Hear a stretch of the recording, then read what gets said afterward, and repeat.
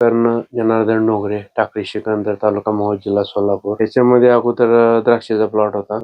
2020 ला द्राक्षाचा प्लॉट लावला होता. सुपर रेट मध्ये कमी जास्त असल्यामुळे आणि निसर्ग अवकाळी पाऊस जास्त पडल्यामुळे द्राक्षाचं खूप नुकसान झालं आणि 5 वर्ष द्राक्षाचं उत्पादन घेतलं पण जवळजवळ 40-50 लाख रुपये द्राक्षात लॉस झाला.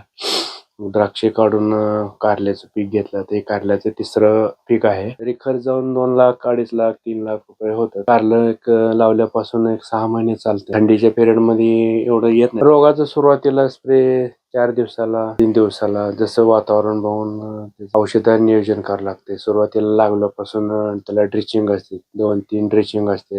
हो, ड्रिचिंग झाल्यानंतर त्या 3 दिवसाला, 4 दिवसाला स्प्रे असते. हो, सुतळ्या बांधून असं वर तारावर चढवल्यानंतर येल असं पूर्ण तारावर पसरतात आणि लावल्यापासून 40 दिवसात कारल्याचा प्लॉट चालू होतो.